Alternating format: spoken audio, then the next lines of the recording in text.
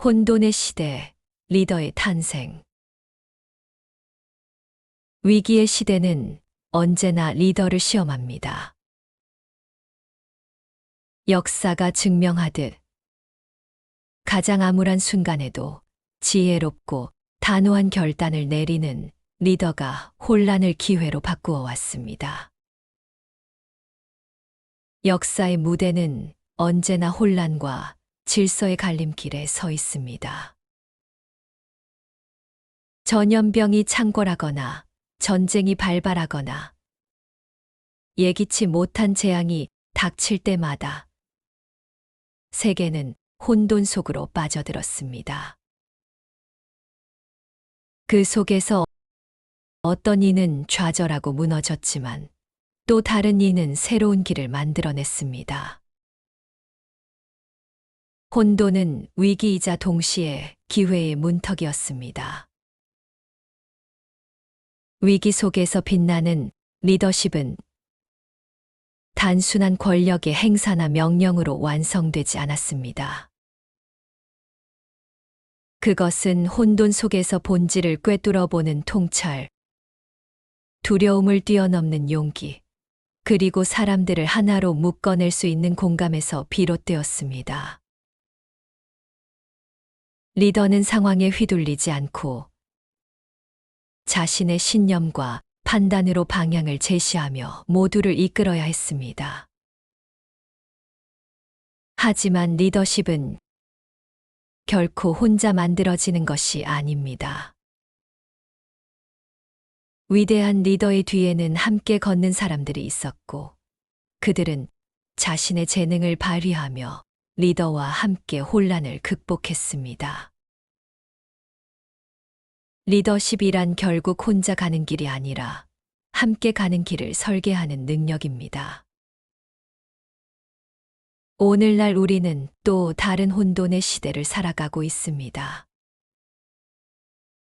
경제적 위기, 사회적 갈등, 그리고 환경적 도전 등 다양한 혼란 속에서 우리는 길을 잃지 않기 위해 몸부림치고 있습니다. 그러나 역사는 말합니다. 혼돈은 언제나 새로운 질서를 창출할 기회를 제공합니다. 중요한 것은 우리가 그 혼돈 속에서 어떤 리더십을 발휘하느냐에 달려 있습니다. 리더란 단순히 앞에 서 있는 사람이 아닙니다. 리더란 혼돈을 정면으로 마주하고 그 속에서 모두를 위한 길을 찾는 사람입니다. 이번 이야기를 통해 우리는 그런 리더의 모습을 재조명하고 오늘날 우리에게 필요한 리더십을 고민해 보고자 합니다. 조선의 임진왜란 시기 역시 그러했습니다. 적의 침략이 시작되고 나라가 무너질 위기에 처했을 때 조선은 절망 속에서 새로운 길을 찾아야 했습니다. 그 시기에 리더로 떠오른 사람이 바로 유성룡이었습니다. 그는 혼란 속에서도 희망의 불씨를 꺼뜨리지 않았고 단호한 결단으로 조선을 다시 일으켜 세웠습니다. 유성룡은 단지 조정의 한 관료로 머물지 않았습니다. 그는 대담한 판단과 통찰력, 그리고 사람을 알아보는 탁월한 안목으로 조선을 위기에서 구한 리더였습니다. 그의 이야기는 단지 전쟁 기록에 머무르지 않습니다. 그것은 오늘날 우리가 배우고 실천해야 할 리더십의 본질을 담고 있습니다. 임진왜란은 조선을 순식간에 무너뜨릴 뻔한 대재앙이었습니다.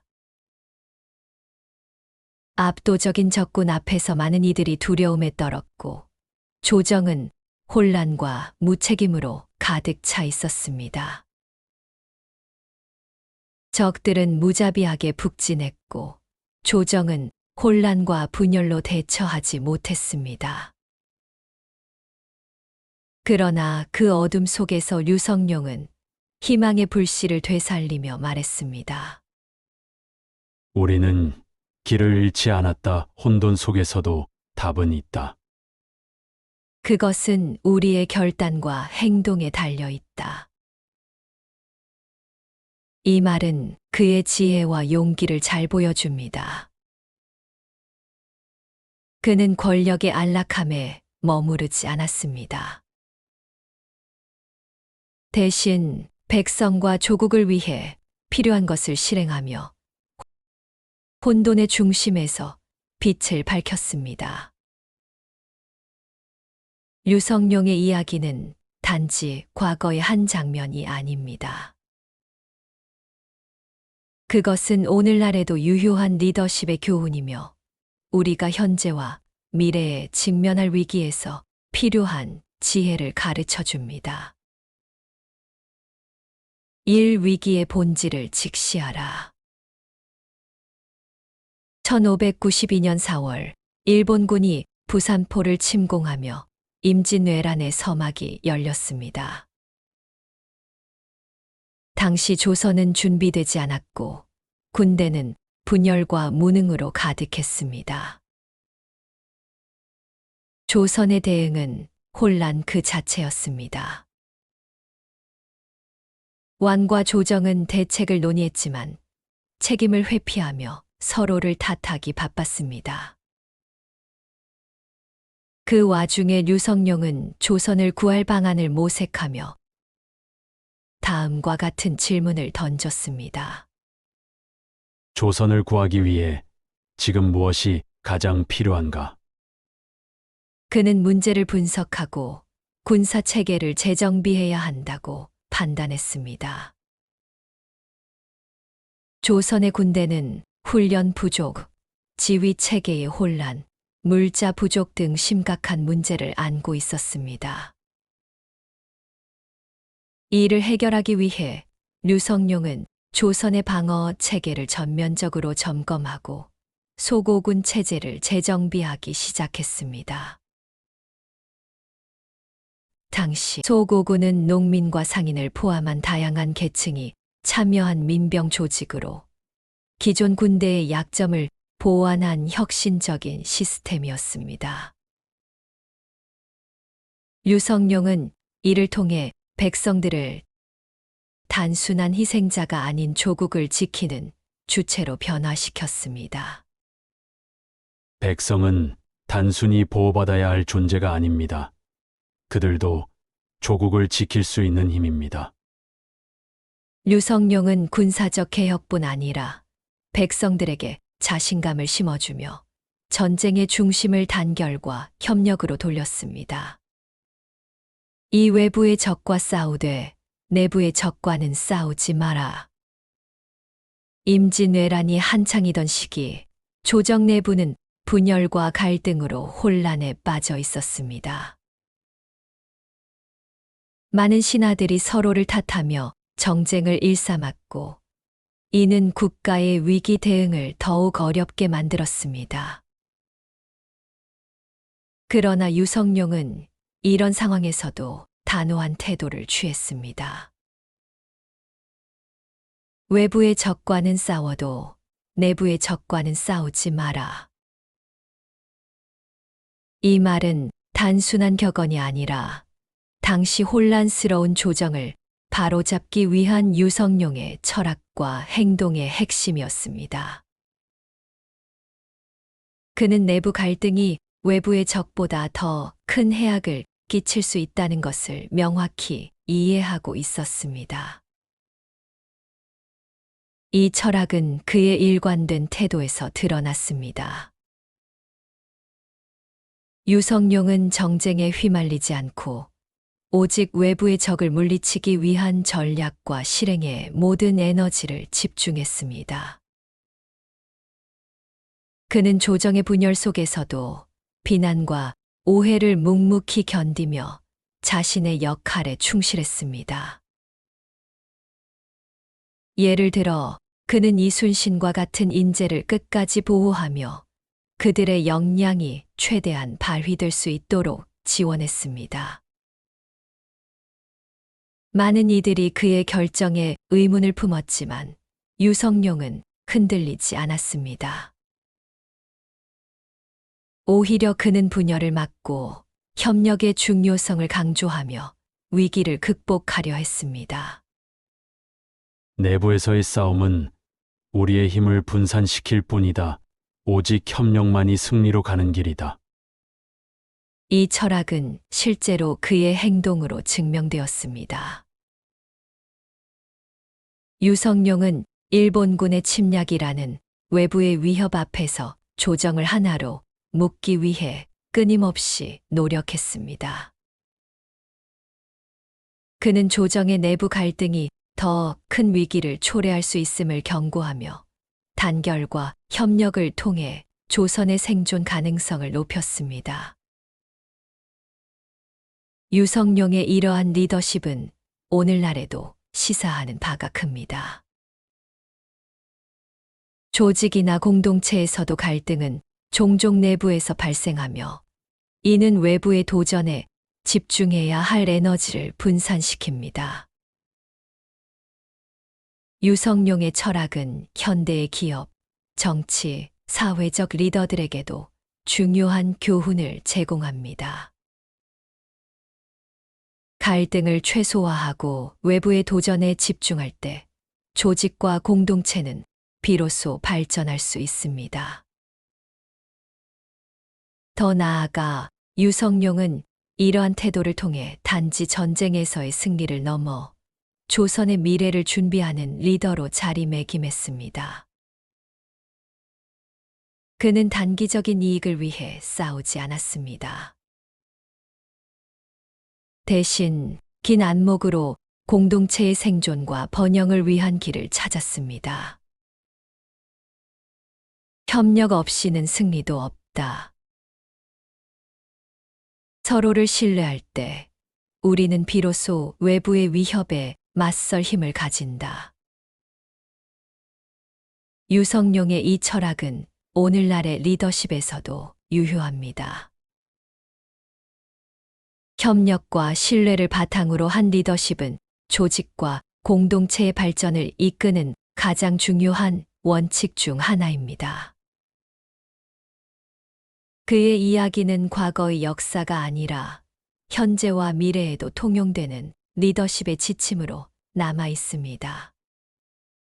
3. 사람을 보는 안목. 유성룡의 리더십이 빛난 또 다른 이유는 인재를 발탁하는 능력이었습니다. 당시 그는 무명에 가까웠던 이순신을 전라좌수사로 임명하며 조선을 구할 준비를 했습니다. 많은 반대와 의심 속에서도 그는 이순신의 잠재력을 믿었습니다. 이순신은 단지 장수가 아닙니다. 그는 조선을 위한 방패와 칼입니다. 이순신은 그의 기대를 넘어 한산도 대첩과 명량 대첩 같은 전설적인 승리로 조선을 구했습니다. 그러나 이 과정은 결코 쉽지 않았습니다.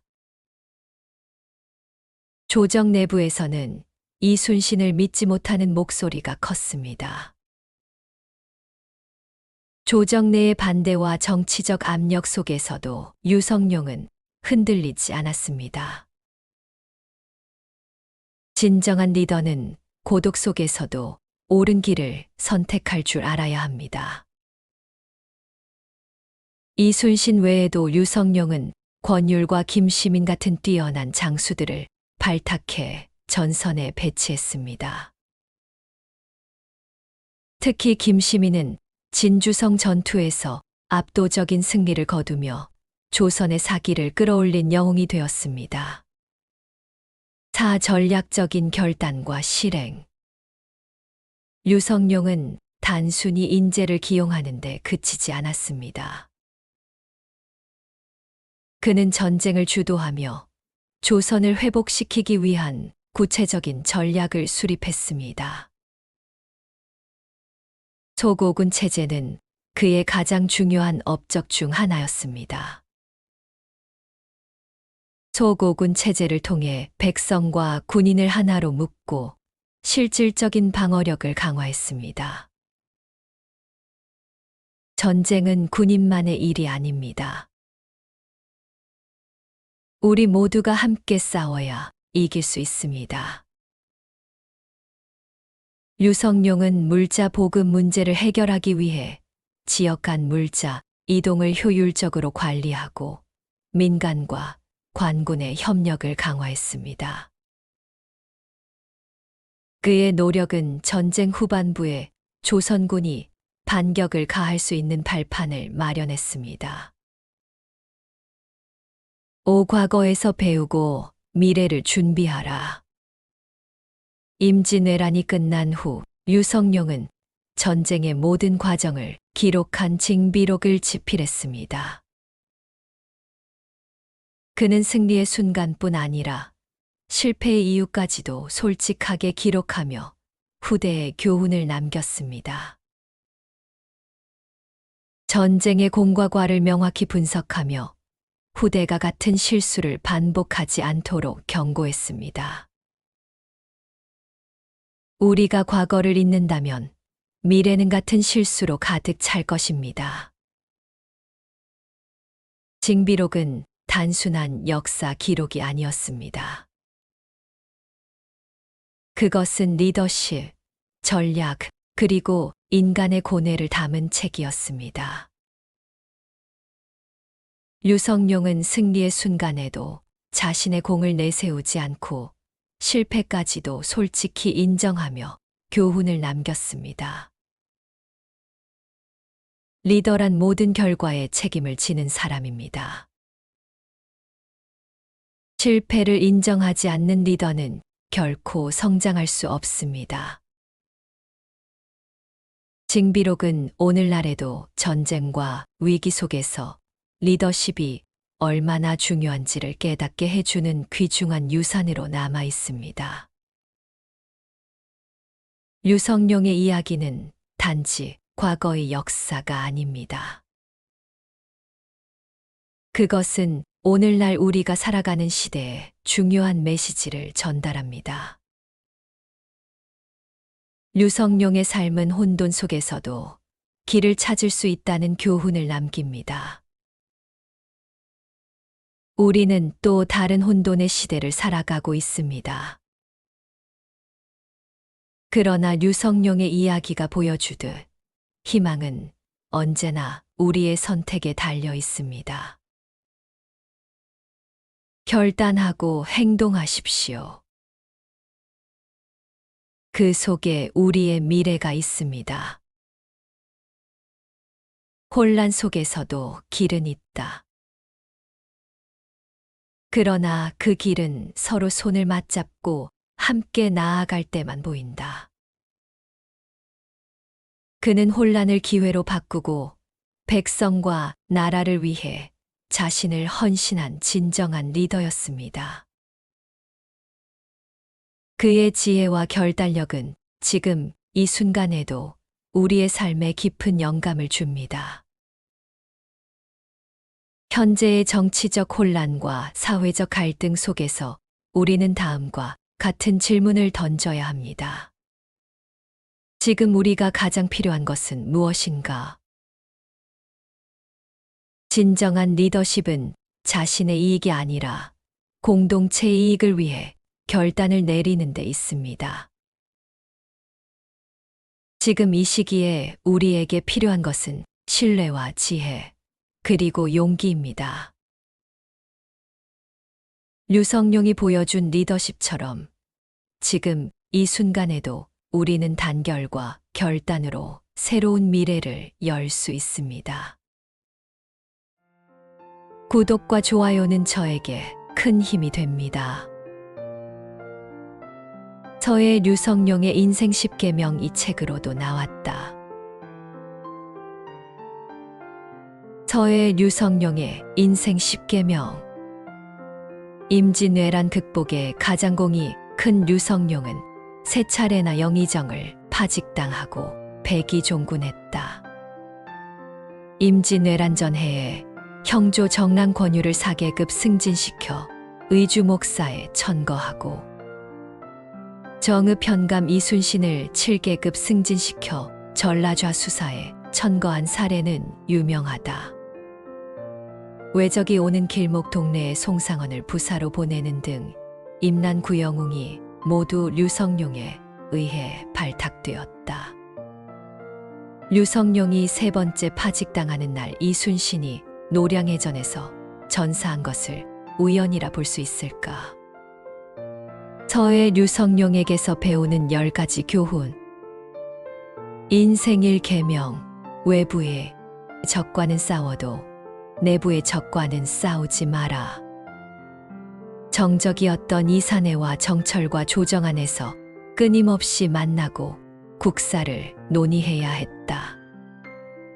기축옥사로 동인 천여 명을 죽이고 귀양 보낸 정철을 사형시켜야 한다고 주장하는 이사내의 반대에서 피해 보복을 멈추자고 주장해 관철시킨 게 류성룡이다. 이때부터 동인은 이사내의 북인 류성룡의 남인으로 갈라지게 되었다. 인생이 계명. 전쟁을 대비하지 않고 평화를 누리지 말라. 평화는 강자의 여유다. 약자는 평화를 누릴 자격이 없다. 평화를 누리려면 먼저 전쟁을 준비해야 한다. 인생 3계명. 결단의 순간에 망설이지 말라. 선조가 나라를 버리고 명나라로 도주하려 하자 막아선 사람이 류성룡이다. 한 발자국만 넘어가도 조선은 우리 땅이 아닌 게 된다는 것이었다. 외적과의 뒷거래를 막으려고 명나라 황제의 깃발을 막아섰다가 사형당할 뻔한 적도 있었다. 류성룡에게는 명나라 황제의 권위보다 절대군 주인왕의 안위보다 국가와 백성의 안위가 더 중요했기에 필요한 때에는 목숨을 아끼지 않았다. 인생 4계명. 옳은 일을 했다고 당장 인정받기를 바라지 마라. 목숨을 걸고 전장에서 동분서주하며 나라를 위해 뛴 결과가 파직이었다. 전쟁이 끝나자 조용히 고향 안동으로 내려갔다. 그래도 하늘이 알았고 백성이 알았고 역사가 알아주었다. 인생 5계명. 현장을 모르고 탁상공론으로 정책을 만들지 말라. 류성룡은 탁상에서 정책을 하는 사람이 아니었다. 임진왜란 7년 중 5년을 사도 채찰사로 경상도, 전라도, 평안도, 함길도의 전시 총사령관으로 현장을 다니면서 진두지휘했다. 명나라 군대와 함께 평양성을 탈환할 때 조선군의 총사령관 류성룡은 칠넝쿨을 모아오라 해서 그걸로 새끼를 꼬아 엮어서 임진강 양쪽에 메고 부교를 만들어 말과 대포를 건너게 했다. 미국의 역사학자 헐버트는 거북선, 한글, 금속활자와 함께 칠넝쿨 부교를 한국의 4대 발명품으로 꼽았고 지금도 미국의 육군사관학교 웨스트포인트에서는 칠넝쿨 부교를 교재에 넣어 가르치고 있다. 인생 6계명. 고정관념을 깨지 않고 세상에 인재가 없다고 말하지 말라. 기축옥사로 조정 대신 천여 명이 사라져서 인물이 없다고 한탄할 때 우의정 겸 이조판서를 맡은 류성룡은 권율, 이순신, 송상헌 등을 파격승진 발탁해서 임진왜란 최고의 영웅으로 만들었다. 인생 7계명. 능력을 보지 않고 신분과 학력을 따지지 말라. 평민도 공을 세우면 군관이 되도록 했고 노비도 전공을 세우면 면천했다. 훈련도감을 만들어 최초로 상비군 봉급받는 군인을 창설하고 양반이건 평민이건 노비건 가리지 않고 능력이 있는 자를 합격시켰다. 이로 인해 왕족들과 양반들의 엄청난 반발을 샀고 조선의 기본 질서 반상 차별을 무너뜨린다고 탄핵상소가 빗발쳤다. 인생 8계명. 경계를 넘어 공부하지 않고 할 수 없다고 하지 마라. 과거 시험에만 몰두하지 않고 폭넓은 학문을 탐구했다. 당시 금기시된 맹자도 탐닉했고 스님들과도 교분이 깊었다. 류성룡이 집필한 증손전 수박약이란 병법서를 받은 이순신은 육전, 수전, 화공 등 전략들이 모두 구체적이며 비교할 데가 없는 탁월한 이론이라고 했다. 난중일기 1592년 3월 5일. 인생 9계명. 마음을 통하려고 노력하지 않고 도와주는 사람이 없다고 한탄하지 말라. 때론 포악하고 때론 변덕스러운 선조의 마음을 잡아 국정을 바르게 이끌어가기는 어려운 일이다. 선조가 전쟁 책임을 덮어씌워 파직시킨 김성희를 선조를 끝까지 설득하여 경상도 초유사로 발탁하고 이어서 경상도 관찰사로 공을 세우게 했다. 전쟁 중에 도망친 사람들도 국가를 위해 일하도록 만들고 지방 아전들을 공명책으로 자발적 봉사하도록 만들었다. 전쟁 때는 군량미를 징발약탈할 수 있으나 류성룡은 창고에 양식을 쌓아둔 중인과 아전들에게 실권이 없는 관직 공명첩을 주고 군량미를 자발적으로 내도록 했다. 인생 10계명. 반성하는 삶을 살지 않고 내 인생만 힘들다고 하지 마라. 류성룡은 평생을 국가에 헌신했고 외란 극복에 앞장섰지만 그 대가는 파직이었다. 그러나 말없이 고향으로 내려가 징비록을 썼다. 허교는 류성룡을 조선의 장자방이라 칭송하면서 류성룡이 없었다면 이순신은 굶어 죽었을 것이라고 했다. 서해 류성룡의 인생 10계명이 도서 출판 느티나무가 있는 풍경책으로도 나왔다. 고드면서 유연하고 유연하면서 추진력이 있는 류성룡의 리더십이 지금 우리 대한민국에 꼭 필요하지 않을까. 감사합니다. 이 이야기가 여러분의 삶에 영감을 주었다면 구독과 좋아요를 부탁드립니다. 다음에도 더 큰 교훈과 이야기를 들고 찾아오겠습니다.